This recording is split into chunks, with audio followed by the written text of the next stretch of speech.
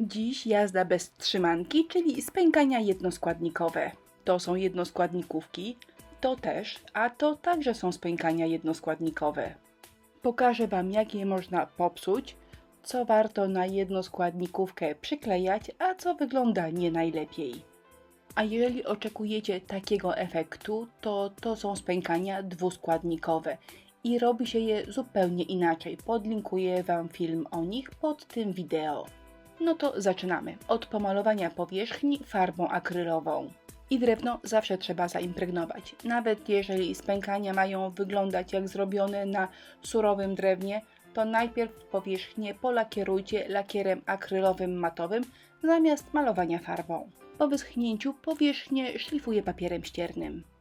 Specjalnie kwadraty pomalowałam na różne kolory. Zwróćcie potem uwagę, iż super wygląda, gdy ten kolor pasuje do kolorów na obrazku. Pomalowane, wyszlifowane i zabieramy się za spękacz jednoskładnikowy. I właśnie od teraz zaczyna się jazda bez trzymanki, o której mówiłam na początku. Na początek dobra wiadomość. Wszystkie spękacze jednoskładnikowe, które do tej pory używałam, bez względu na ich producenta, działały praktycznie identycznie. Natomiast efekt końcowy uzależniony jest od kilku parametrów. Jak grubo nałożycie preparat, w jaki sposób go nałożycie, potem jak nałożycie farbę i jaką farbę nałożycie oraz jak będziecie to wszystko suszyć. Żeby jakoś ogarnąć temat, preparat nakładam w ten sam sposób, ale na niektórych płytkach grubiej, a na innych cieniej. Potem zobaczycie tego efekt.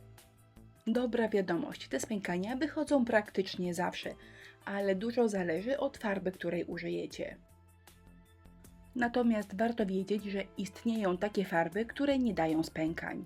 Z tym spękaczem nie chcą współpracować niektóre farby kredowe, potrzebują one wtedy specjalnego spękacza oraz niektóre farby złote i srebrne.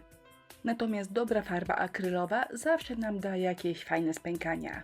U góry biała farba pentartu, a na dole stamperia. Jak widzicie, na tym preparacie spękania pojawiają się praktycznie natychmiast, natomiast suszarka je przyspiesza oraz wzmacnia. Na tym kwadracie farbę nakładałam w ten sam sposób. U góry farba pentartu, a na dole stamperii. Dwa różne efekty. Ale jeżeli skorzystamy z tej samej farby, ale do nakładania użyjemy gąbeczki, wyjdą nam zupełnie inne spękania. Normalnie magia. Naprawdę bardzo lubię ten subtelny efekt. Przejrzałam swoje prace i okazuje się, że częściej nakładam farbę gąbką niż pędzlem. Zobaczcie, wygląda naprawdę świetnie. A za chwilę zobaczycie moje dwie prace dokładnie z tym samym efektem nakładania farby gąbeczką. Jak widzicie, przy spękaniach jednoskładnikowych sposób nakładania farby ma mega kluczowe znaczenie. A tutaj przykład nakładania w kratkę. A jeżeli już głębiej wejść w ten temat, to sam spękacz można było nakładać na różne sposoby, nie mówiąc o tym, że można było nakładać albo pędzlem, albo gąbeczką. Kolejnym elementem, który ma wpływ na spękania, jest gęstość farby. Jak widzieliście przed chwilą, farba Allegro pękała średnio, a jeżeli ją rozwodnię, tak jak w tej chwili, pęka bardzo ładnie. Ale z rozwadnianiem trzeba uważać, bo jak przegniemy, to farba się robi półprzeźroczysta, a spękania są za szerokie i całość wygląda fatalnie. Uwaga, uwaga, a najłatwiej pasztet ze spękań robi się w ten sposób. Nie należy poprawiać już pomalowanej powierzchni, bo zamiast nałożyć farbę, zaczynamy ją przesuwać. Zobaczcie, farba brzydko ślizga się po powierzchni i jest już tylko gorzej. No to mamy połowę filmu i lecę z pierwszym podsumowaniem. Spękania zależą od rodzaju farby, którą wybierzecie. Trzeba pamiętać, że ruchy pędzla mają wpływ na to, jak finalnie spękania będą się układały. Jeżeli farba jest za gęsta, można ją rozwodnić. Nakładanie farby gąbką daje inny, ale świetny efekt. A poprawek nie robimy, bo z tych poprawek to może nam wyjść tylko większy pasztet. W mojej ocenie najpiękniej na spękaniach jednoskładnikowych prezentują się zwykłe serwetki papierowe. Za chwilę też użyję papieru ryżowego, więc będziecie mogli ocenić to sami.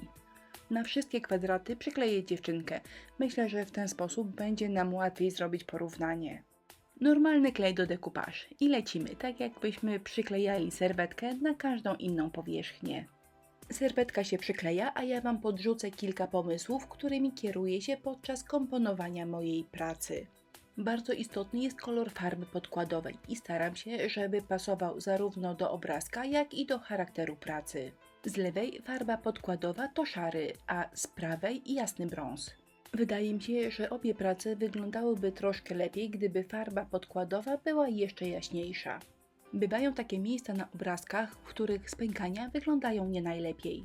Albo wyszły za mocne, albo ich w ogóle nie chcemy. U mnie takim miejscem najczęściej są oczy, albo wręcz cała buzia. Wydaje mi się, że buzia poorana takimi spękaniami wygląda jak ze starego nagrobka. Wolę buźkę podmalować i wtedy wygląda tak. A na koniec przykład z papierem ryżowym. Po prostu wydzieram i przyklejam. Na mokro nie wygląda najgorzej, ale gdy wyschnie, papier stanie się mniej przeźroczysty. Żeby wszystkie obrazki wyglądały fajnie, delikatnie cieniuję im brzegi i wszystkie lakieruję lakierem akrylowym matowym. Gotowe, a teraz to już sami zdecydujcie, co Wam się podoba bardziej, a co mniej. Farba nakładana gąbeczką. Tutaj mamy jaśniejsze i delikatniejsze spękania. Myślę, że w takim układzie one na buzi nawet się bronią. A tutaj buzię podmalowałam na biało, ale wydaje mi się, że trochę za mocno, bo fajnie by wyglądało, gdyby odrobina spękań jeszcze została. A tu spodnia farba była jasno-brązowa, a i tak dosyć mocno przeorała twarzyczkę. Wygląda na to, że mogła być troszkę jaśniejsza. Natomiast papier ryżowy dosyć mocno przytłumia spękania i widać, gdzie się kończy. Ale może inny wzór, gdy go wytniemy, będzie wyglądał całkiem fajnie. A tutaj przykład mojej ostatniej pracy ze spękaniami jednoskładnikowymi. To pudełko było turbo proste, ale naprawdę bardzo mi się podoba. I przypominam, to były spękania jednoskładnikowe, a tak wyglądają dwuskładnikowe. Jeżeli marzycie o takich spękaniach, to film o tym, jak to zrobić, zamieściłam pod tym wideo. No to koniec dzisiejszej jazdy bez trzymanki. Jak widzicie, spękania jednoskładnikowe nie są trudne, ale gdy je robię, to zawsze sobie mówię: o, dzisiaj tak wyszły, nawet fajnie. Koniec, dziękuję za uwagę, zapraszam do naszego sklepu i na inspirello.pl.